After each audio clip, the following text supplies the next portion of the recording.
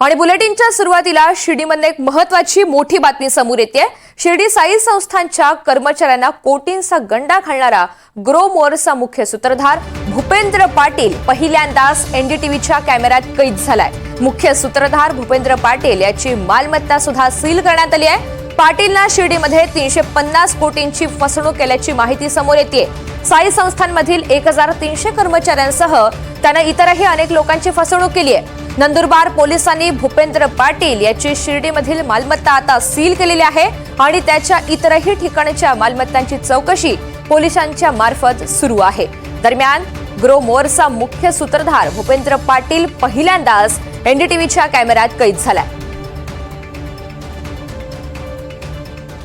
खरं भूपेंद्र पाटलाला आणि त्यांच्या वडिलांना आणि त्या सुभाष पाटलाला सगळ्यांना घेऊन यायला पाहिजे आणि त्यांची सातत्याने चौकशी करून कठोर चौकशी करून त्यांनी जागी जागी कुठं प्रॉपर्ट्या गुंतवणूक केलेली आहे का आणि हे पैसे गेले कुठं याचा सोक्षमोक्ष लावण्याचं काम खरं म्हणजे आपल्या अहिल्यानगर एसपी ऑफिसने केलं पाहिजे।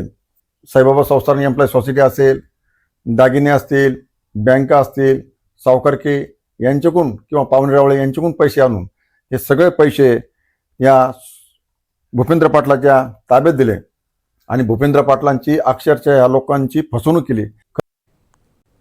सुनील दवंगे आपल्या सोबत आहेत। या सगळ्या संदर्भात अधिकची माहिती जाणून घेऊयात। सुनील, आपण पाहतो एनडीटीव्हीच्या कॅमेऱ्यामध्ये पहिल्यांदाच हा सूत्रधार भूपेंद्र पाटील हा कैद झालेला आहे आणि एकंदरीत या प्रकरणामध्ये पोलिसांची कारवाई नेमकी कुठवर आलेली आहे, काय अपडेट्स आहेत?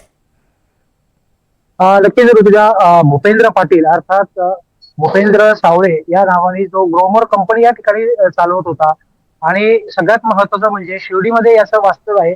त्याचे वडील भाऊ हे साईबाबा संस्थांमध्ये कर्मचारी आहेत आणि जो भूपेंद्र पाटील जो आहे त्यांनी पहिलं ट्रेडिंग सुरू केली आणि नंतर हळूहळू करत माउथ पब्लिसिटी करत त्याच्या वडिलांच्या आणि भावाच्या आणि काही दलालांच्या माध्यमातून साईबाबा संस्थांमधील जे कर्मचारी आहेत त्यांना ठगवण्यास सुरुवात केली।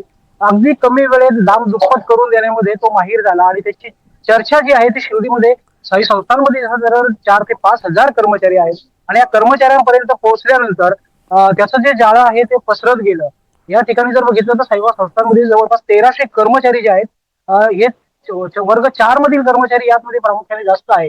आपल्या नातेवाईकांकडनं किंवा सोनं गहाण ठेवून कर्ज काढून या ठिकाणी त्यांनी भूपेंद्रकडे दाम दुप्पट करण्यासाठी पैसे दिले। सुरुवातीला जे आहे ते परतावा हा साधारण 2 वर्षापासून याची स्कीम जी आहे ती सुरू होती। सुरुवातीला त्यांनी परतावा दिला, मात्र डिसेंबर मध्ये त्यांनी एक मोठी स्कीम लॉन्च केली ज्यामध्ये 3 लाखापेक्षा कमी रक्कम तो घेत नव्हता, तर 3 लाखापासून अधिक जितकी रक्कम असेल ती घ्यायचा आणि त्यानुसार ती टक्केवारी द्यायचा।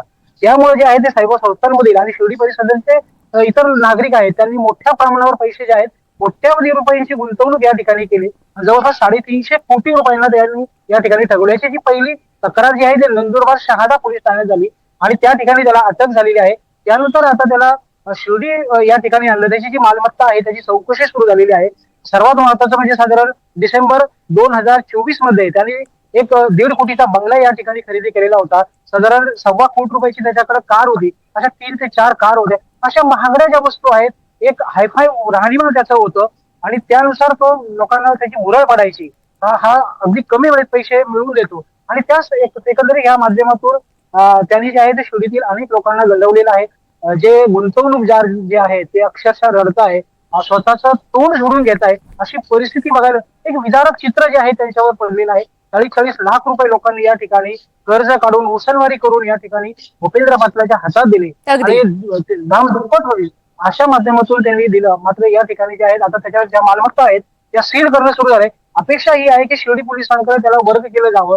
अहिल्यानगर जे आर्थिक गुन्हे शाखा जी आहेत त्या माध्यमातून त्याची सखोल चौकशी मालमत्ता जप्तीची कारवाई तर सुरू झालेली आहे सुनील, आणि त्या सगळ्या संदर्भात पुढे सुद्धा त्यांच्यावर काय कठोर कारवाई केली जाते हे पाहणं आता महत्त्वाचं ठरेल। धन्यवाद सविस्तर माहितीसाठी।